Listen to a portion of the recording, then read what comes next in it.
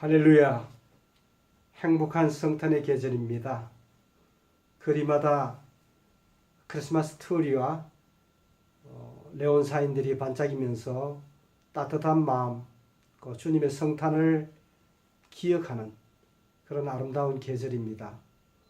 이 계절에 주님의 정신을 본받아서 외롭고 차가운 마음들을 생각하고 또 저들을 위해서 선물을 준비하고 또 선물을 나누는 그런 시간들로, 그런 계절들로 우리가 이어오는 그런 복을 받았습니다. 하지만 이 성탄의 계절에 우리 민족 사이에 일어났던 어두운 그러나 또한 아름다운 이야기들을 나누어 자녀들에게 우리 민족 사이의 이야기와 주님의 성탄의 의미를 한번 생각해 보고자 합니다. 1950년 6월 25일 날 새벽 4시에 의도된 북한의 군인은 소련이 무기를 담당하고 또한 중공이 군대 군인을 담당하고 또 김일성의 주도하에 행복하게 살던 남한을 향해서 새벽에 밀고 내려옵니다. 종종 어떤 이들은 이 전쟁이 북침이었다고 이야기들 하고 있지만 전쟁이 날 당시에 남한은 탱크 한 대가 준비되지 않았고 반면에 북한은 탱크 242대가 준비된 치밀한 그런 전쟁이었습니다. 결국 3일 만에 6월 28일 서울이 함락이 되고 또한 한 달이 지나면서 대전이 함락이 되고 또 며칠이 지나서 낙동강 전선이 무너지는 대구가 함락이 되고 결국 전쟁이 나고 채 3달이 못 되어서 8월 18일 날 부산 8월 18일 날 부산 부민동에 임시 수도를 세우게 됩니다.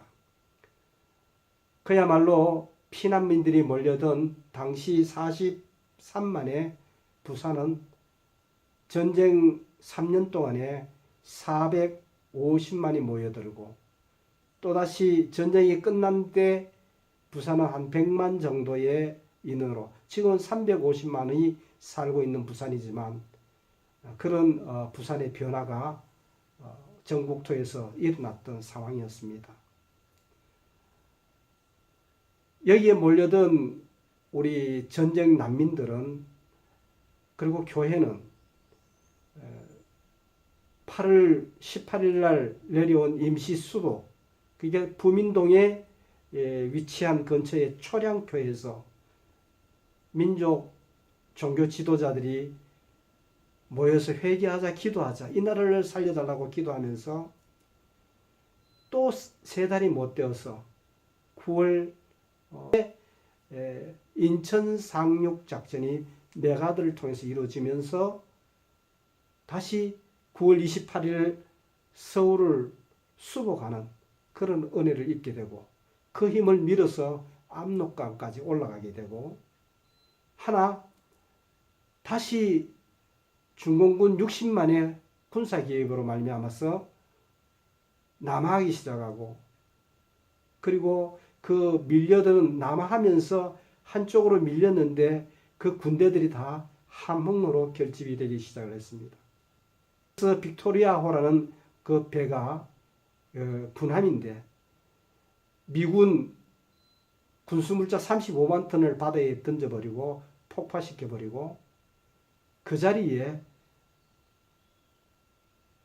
국민들 14,000명을 태워서 함흥을 출발해서 12월 25일 날 부산에 도착하게 되는 이것이 50년들의 성탄 이야기입니다.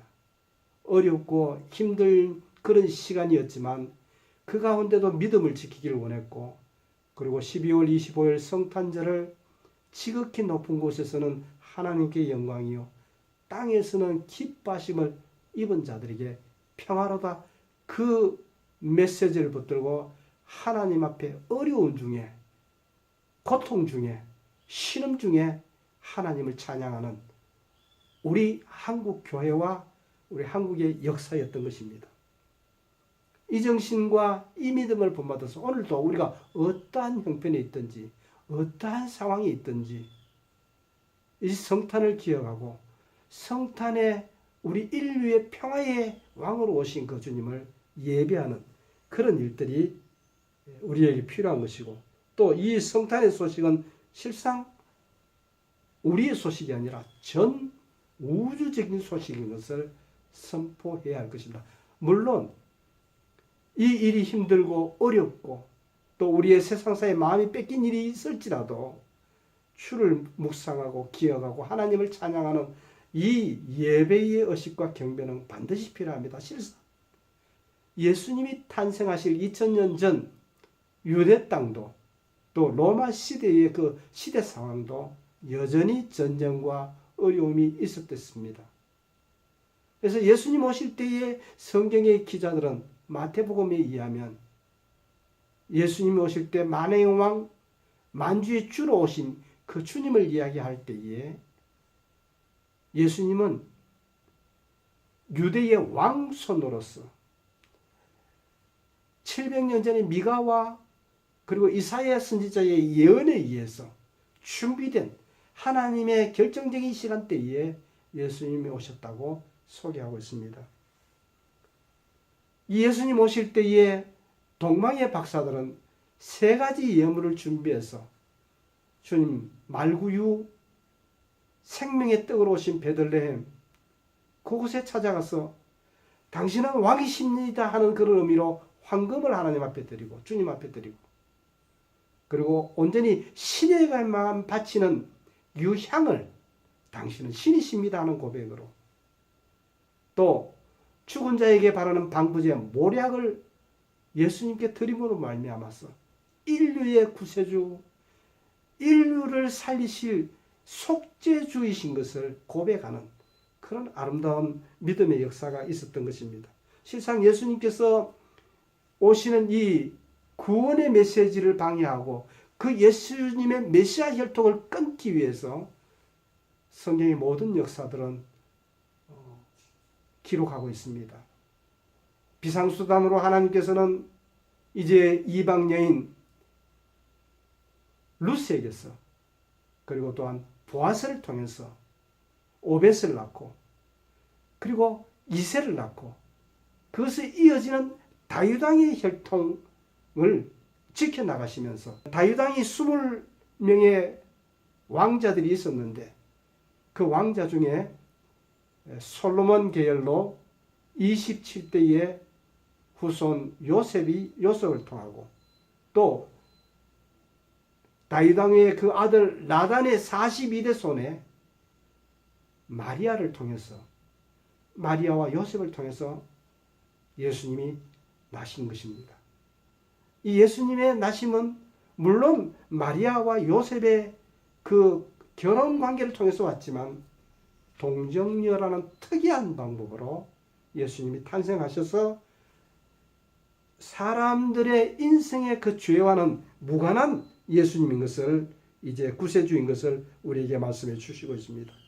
뿐만 아니라 예수님의 탄생은 누가의 복음에 의하면 80이 넘는 이미 나이가 많았던 시몬의 입술로 하나님의 구원자 이방을 비추는 빛이요 이스라엘의 영광이라는 고백과, 남자와 또 하나의 여자 안나의 두 정인의 의미로 고백으로 86세 안나로 이분은 죄사함을 주시는 구세주라고 그런 예수님의 탄생을 고백을 했습니다.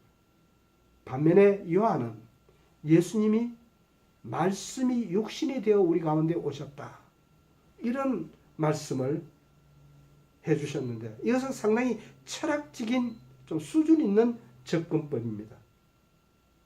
말씀 육신이 되어 오셨다.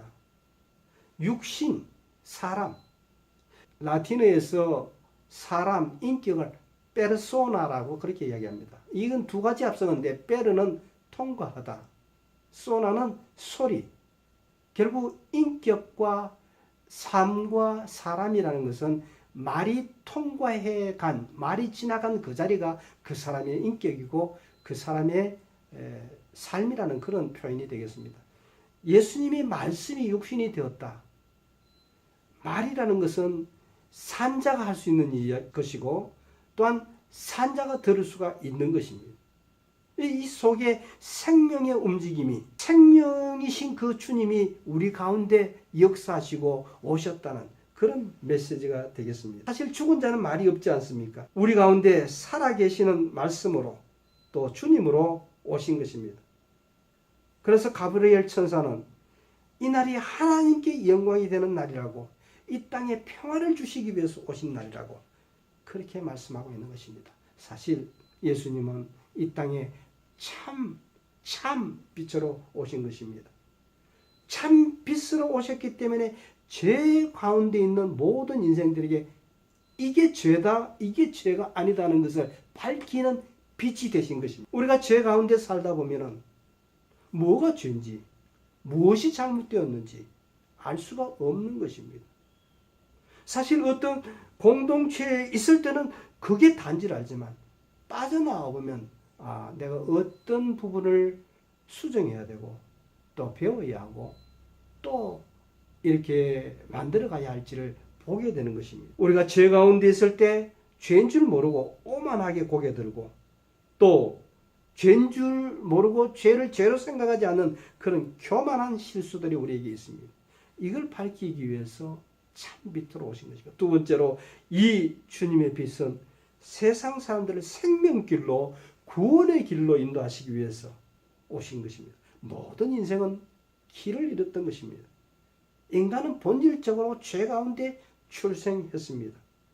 자기 뜻대로 천국길을 찾겠다는 무지한 시도를 많이 하고 있습니다. 이 길 가도 천국이요, 저 길 가도 하나님 나라 가면 되지. 다원주의가 우리를 공격하고 있습니다. 그렇지만 그렇게 해본들 기껏해야 수행한 죄인들이고 기껏해봐야 고생한 죄인들, 착한 죄인들이라 그렇게 선언할 수밖에 없는 것입니다. 힘든 인생 순례의 길을 동행해 주시면서 거기서 건져서 내가 주는 선물을 받으라, 이런 주님으로 우리에게 오신 것입니다.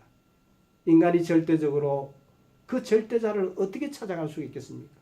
어떤 수고와 어떤 노력과 어떤 희생으로 하나님을 만족시킬 수가 있겠습니까? 또 하나님이 감동하겠습니까? 얼마만큼 노력하면 신이 감동해서 우리에게 복을 주시겠습니까? 그럴 자신이 있습니까?